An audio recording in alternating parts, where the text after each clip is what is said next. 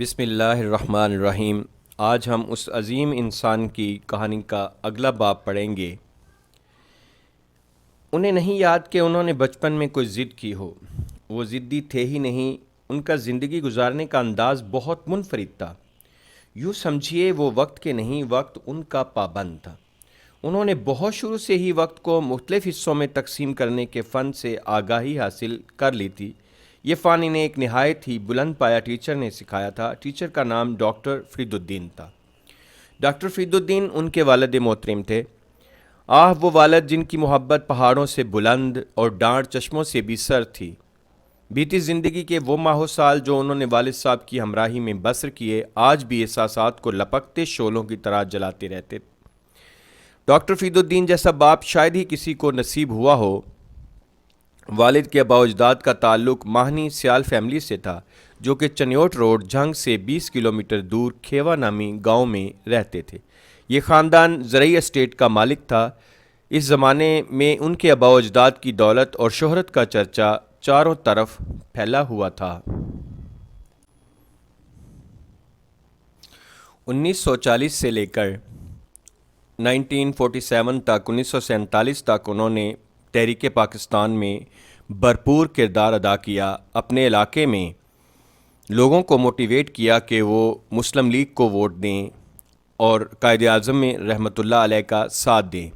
اس طرح انہوں نے تحریک پاکستان میں گراں قدر خدمات انجام دیں، اور اسی طرح چلتے چلتے پھر ان کی ڈاکٹر علامہ محمد اقبال سے ملاقات بھی ثابت ہے کہ آخری دنوں میں جب علامہ اقبال رحمۃ اللہ علیہ بیمار تھے تو جھنگ سے اسپیشل ان سے ملاقات کے لیے تشریف لے گئے، تو ڈاکٹروں نے علامہ اقبال صاحب سے کسی کو بھی ملنے سے منع کیا تھا، لیکن جب آپ کا نام لے کر اندر پیغام پہنچایا گیا تو علامہ صاحب نے آپ کو بلا لیا اور تقریباً گھنٹہ سے 1.5 گھنٹہ تک آپ سے ملاقات جاری رہی۔ وہ ایک بہترین طبیب تھے۔ 1948 کی بات ہے، ایک دفعہ سعودی عرب کے شاہی خاندان کے ایک فرد بیمار ہو گئے۔ ڈاکٹروں نے مرض کو لا علاج قرار دے دیا۔ ان دنوں والد بغداد میں تھے۔ ان کی طبی مہارت کا چرچا شاہی خاندان تک پہنچ گیا۔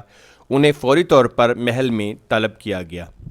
والد صاحب نے مرض کی تشخیص کر کے علاج تجویز کر دیا۔ خدا کی قدرت دیکھیے، مریض تندرست ہونے لگا، اور ایک وقت ایسا آیا کہ مریض بالکل صحت یاب ہو گیا۔ شاہی خاندان میں خوشیاں منائی گئیں، اور اسی دن فرمان جاری کیا گیا کہ ڈاکٹر فرید الدین اور ان کا خاندان جب تک زندہ رہے ان کی سعودی عرب آمد پر کسی قسم کا ٹیکس نہیں لیا جائے گا۔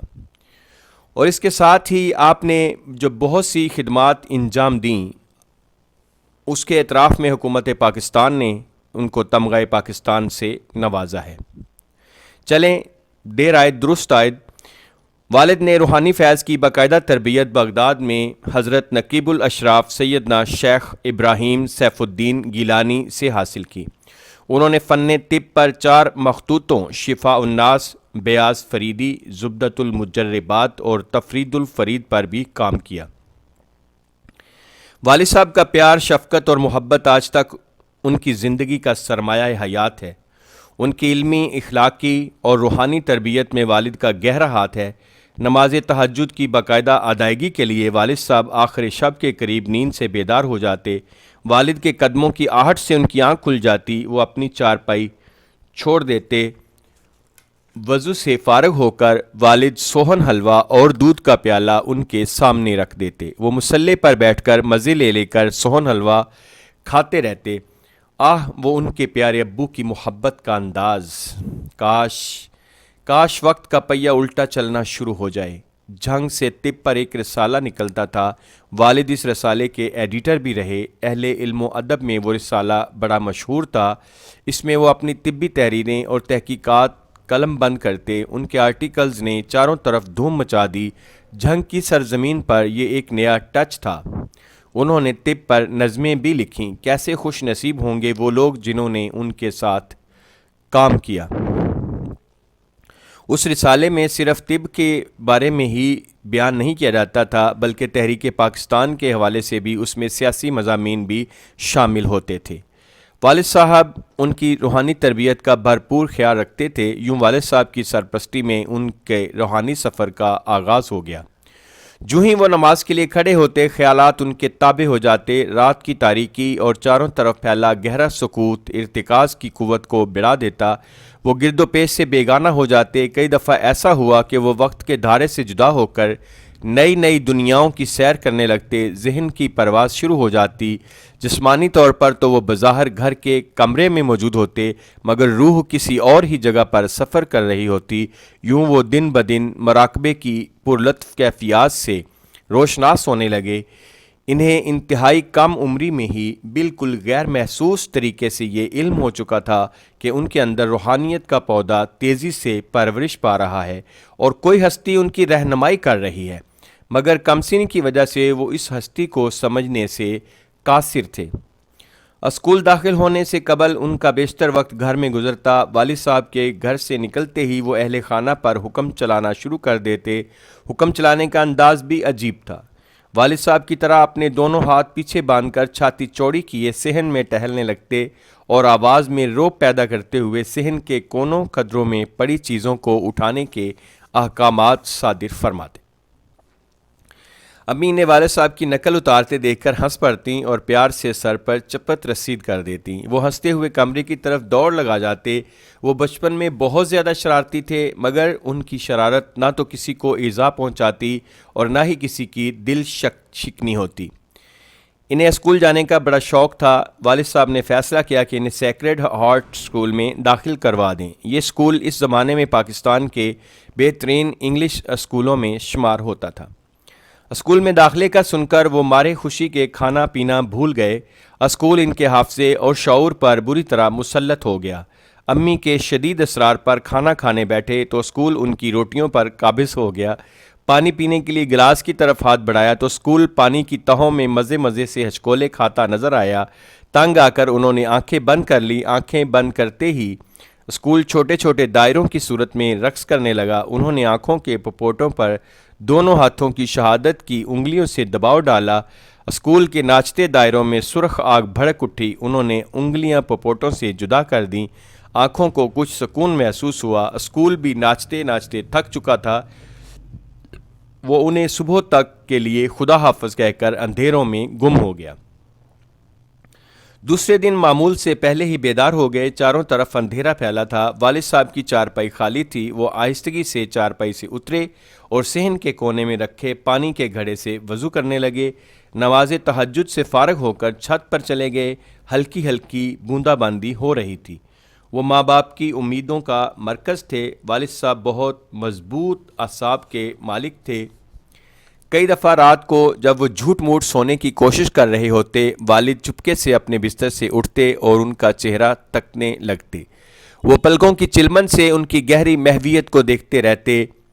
والد آہستگی سے آگے بڑھتے ہوئے سر پر ہاتھ پھیرتے اور بستر کی چادر کو درست کرنے لگتے۔ ان سے محبت کا یہ خاموش اظہار برداشت نہ ہو پاتا اور دل بھر آتا۔ والد ان کے مستقبل کے بارے میں بہت فکر مند تھے۔ ان دنوں والد صاحب جھنگ سے 30 میل دور رورل ہیلتھ سینٹر میں ڈاکٹر کی حیثیت سے سرکاری طور پر تعینات تھے۔ اکثر اوقات وہ ڈیوٹی ختم ہونے کے بعد واپس گھر تشریف لے آتے۔ یوں روزانہ 60 میل کا سفر طے کرتے۔ اسی دوران اسکول میں موسم گرما کی تعطیلات شروع ہو گئیں۔ والد کی شروع سے روٹین تھی کہ موسم گرما کی تعطیلات شروع ہوتے ہی فیملی کو اپنے ساتھ تعیناتی والی جگہ پر لے جاتے۔ ان کی تعلیم کے پیش نظر وہ ٹیوٹر کو ساتھ لے جانا نہ بھولتے۔ اسکول بند ہوتے ہی والد پوری فیملی کو چھٹیاں منانے کے لیے ایک قصبے میں لے گئے۔ قصبے کی حدود شروع ہو گئی۔ کو کو کو کو کسی مشین کے انجن کی آواز سناٹے کو چیر رہی تھی۔ دل نشیں منظر دیکھ کر زمین نے ان کے پاؤں جکڑ لیے۔ کیا نظارہ تھا! چاروں طرف دھرتی ماں کی اولاد لہلہاتے ہوئے آپس میں بغل گیر ہو رہی تھی۔ ٹھنڈی ہوا کے جھونکے وقفے وقفے سے ان کے ساتھ چھیڑ خانی کرنے لگے۔ کھیتوں سے پرے موٹی آنکھوں والی بھینسیں، ان کے پیچھے ہاتھوں میں حقہ گڑگڑاتے خمیدہ کمر والے کیسان اور دور اونچے ٹیلوں پر دیوانوں کی طرح دوڑتا ہوا جنگلی کتا، سب چیزیں ان کے حافظے پر نقش ہونے لگیں۔ حویلی پہنچتے ہی وہ آنکھ بچا کر باہر آ گئے اور بلا مقصد گاؤں میں مٹر گشت کرنے لگے۔ شہری لباس دیکھ کر گاؤں کے بچے کچھ فاصلہ رکھ کر ان کے ساتھ چلنے لگے۔ انہیں متاثر کرنے کی خاطر وہ بچے مختلف قسم کی حرکتیں کرنے لگے۔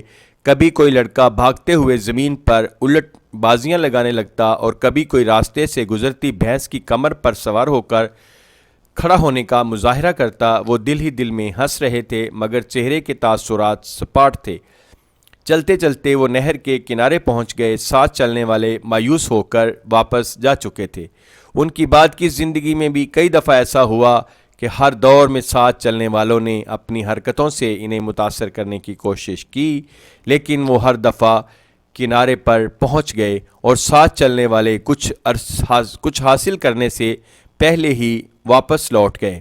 انہوں نے اپنے پائچے اوپر چڑھائے اور کنارے پر بیٹھ کر دونوں پیر نہر میں ڈبو دیے۔ ٹھنڈے پانی نے پورے وجود میں گہری آسودگی کا احساس پیدا کر دیا۔ آنکھیں بند ہونے لگیں۔ بہتے پانی کی آواز سازوں کا روپ دھار گئی۔ ارد گرد کا منظر نظروں سے اوجھل ہونے لگا۔ جسم کیف و سرور کی وادیوں میں بھٹکنے لگا۔ خیالات کی پرواز زمانوں کو چیرنے لگی۔ وہ رنگ و نور کی برسات میں بھیگنے لگے۔